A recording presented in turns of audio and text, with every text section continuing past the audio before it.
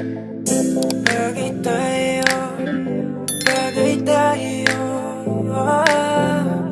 So for today's video guys, maghahanap kami ni Pia ng bago kasi magluluto na naman kami ulit. So samahan nyo kami guys.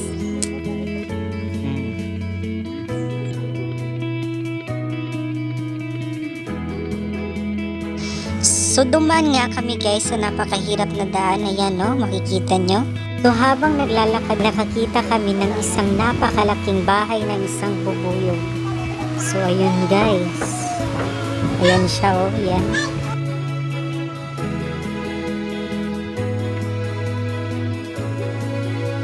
So sa makikita nyo sa video, ang nag-iisang bahay na to, nila ni GR. Ayan oh.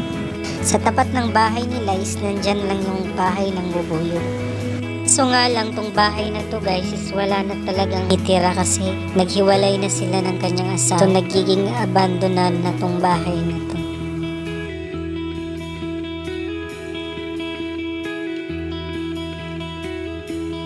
So dahil nga nandito tayo sa parte ng ilog, so kailangan natin dumaan sa kanilang maliliit na bridge. Ayan na guys.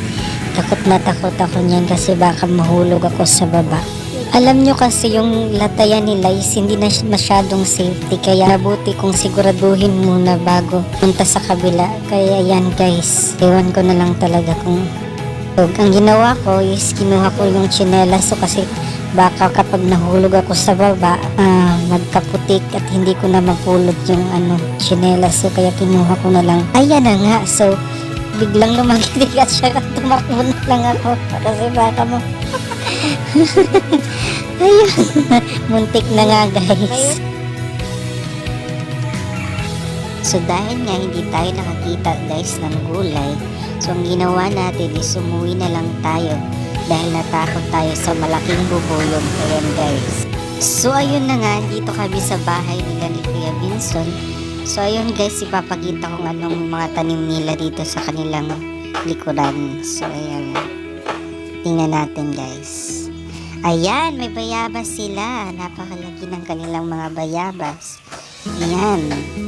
So ipapakita namin sa inyo kung anong nandito sa dagat namin guys. Ayan. So makikita nyo, low tide siya kasi nakikita nyo yung mga putik na yan. Ayan si Pia kumakaway. Say, halika na Pia, uwi na tayo ng bahay. So ayun guys, thank you for watching.